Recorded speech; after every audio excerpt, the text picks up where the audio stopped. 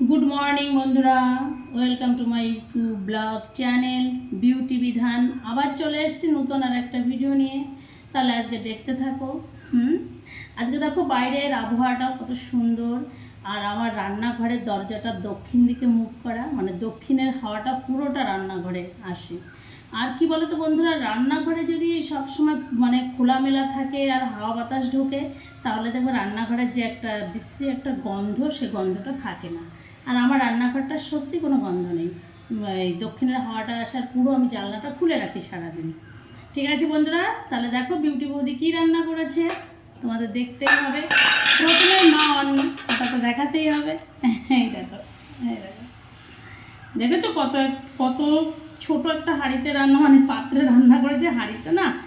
এইটা রান্না করে মানে আমাদের এখন আমরা খাওয়া দাওয়া খুব কমিয়ে দিয়েছি বন্ধুরা। আর তারপরে রান্না করেছি দেখো, খুব ভালো ভালো খাবার করেছি। প্রথমেই দেখাই উচ্ছে ভাজি। রসুন দিয়ে উচ্ছেটা ভাজি করেছি। আর এগুলো খেতে তো ভালো লাগে রসুন দিয়ে। আমি তো সর্ষে দিয়ে ভাজি, আজকে রসুন দিয়ে ভেজেছি দেখো কত সুন্দর। তারপরে করেছি শাপলা ভাজি। শাপলা তো তোমরা চেনো, এই যে তোমাদের দাদার প্রিয় খাবার, আমিও খাই যদিও তত একটা ভালো খাই না, তোমাদের দাদার প্রিয় খাবার, দেখেছো। আর করেছি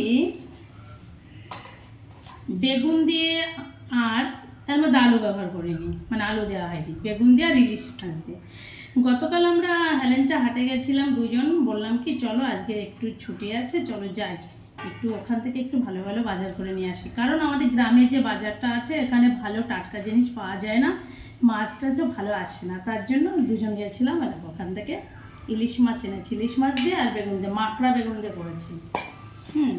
আর করেছি পুঁই শাক।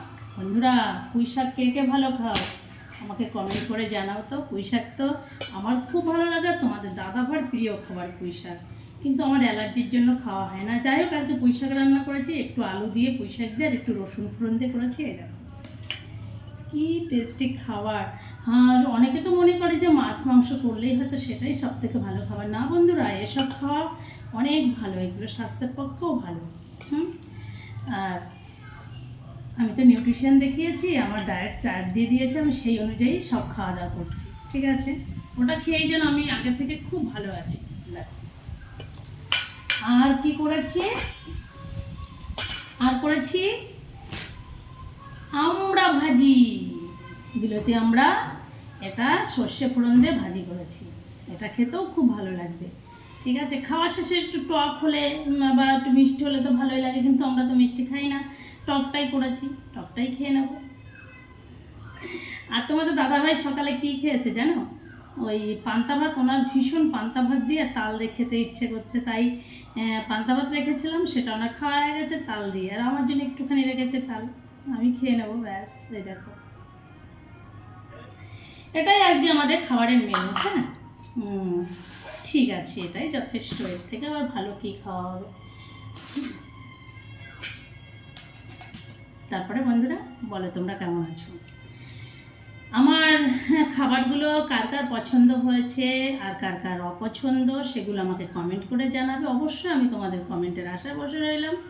তাহলে আসি, টাটা, বাই বাই, সবাই ভালো থেকো।